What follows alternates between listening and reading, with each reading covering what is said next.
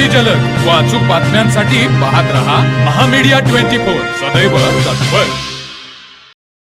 ग्रामपंचायत टोपच्या कारभाराबाबत नागेश पाटील नावाच्या व्यक्तीने सोशल मीडियाच्या माध्यमातून केलेले 11 कोटी 90 लाख रुपयांच्या भ्रष्टाचाराचे आरोप पूर्णपणे खोटे, चुकीचे आणि सूडबुद्धीने प्रेरित आहेत, असा जाहीर खुलासा टोप ग्रामपंचायतीचे सरपंच, ग्रामसेवक आणि सर्व सदस्यांनी संयुक्त प्रसिद्धी पत्रकाद्वारे व पत्रकार परिषदेत केला आहे।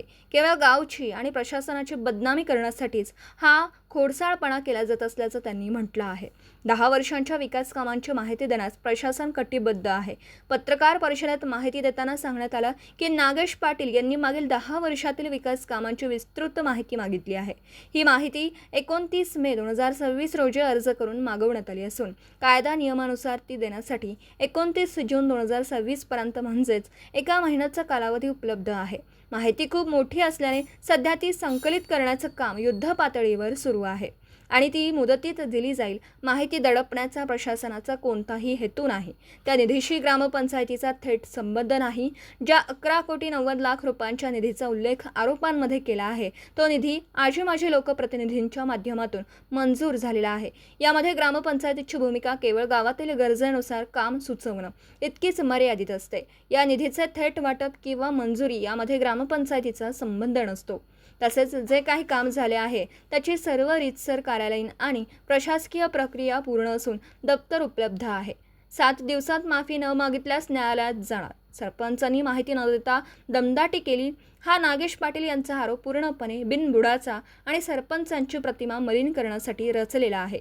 माहिती अधिकार कायद्यानुसार प्रक्रिया सुरू असताना केवळ राजकीय स्टंटबाजीसाठी हे केलं जात आहे। नागेश पाटील यांनी केलेले आरोप 7 दिवसात कायदेशीर पुराव्यांसह सिद्ध करावेत किंवा जाहीर माफी मागावी। तसे न केल्यास त्यांच्यावर न्यायालयात कडक कायदेशीर कारवाई करून अब्रू नुकसानीचा दावा दाखल केला जाईल। हा सर्व प्रकार वैयक्तिक वादांतून आणि स्वार्थातून घडत असून नागरिकांनी अशा कोणत्याही खोट्या व्हिडिओंना बळी पडू नये असं आवाहन टोप ग्रामपंचायत प्रशासनाने केलं आहे। जो नागेश पाटील यांनी ग्रामपंचायतीवरती किंवा सरपंचावर जो आरोप केला की दमदाटी केली माहिती द्यायसाठी, ते पूर्ण चुकीची व खोटी आहे।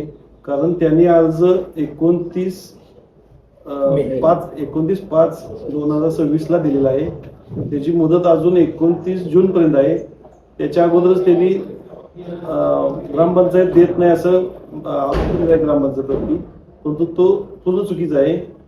त्यांना माहिती देण्यासाठी 1 महिन्याचा कालावधी आहे आणि माहिती ही 10 वर्षाची आहे। त्यामुळं त्या याला माहिती हे द्यायला थोडा म्हणजे कालावधी जास्त लागणार आहे।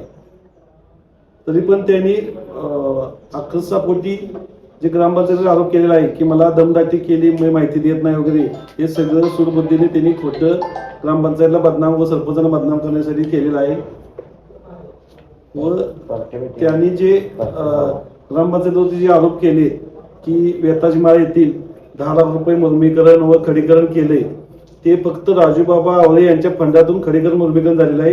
ग्रामपंचायतीने कुठेही तिथं पैसे फंड लावलेलं नाही आहे आणि जर ते नाही सिद्ध केलं तर त्याला अब्रू नुकसानीचा दावा दाखल करण्याची मी त्यांच्यावरती 7 दिवसाची त्यांना नोटीस देऊन अब्रू नुकसानीचा दावा दाखल करण्यात येणार आहे। त्यांनी 7 दिवसात माफी मागावी, नसेल तर त्यांनी कायदेशीर लढाईला सामोरे जायची तयारी ठेवावी।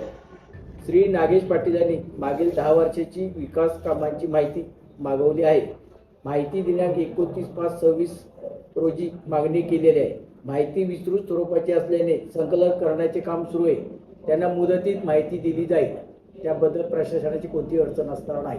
तर मग चला सबस्क्राईब करायला विसरू नका महामीडिया 24 न्यूज चॅनलला। महामीडिया 24 सदैव तत्पर।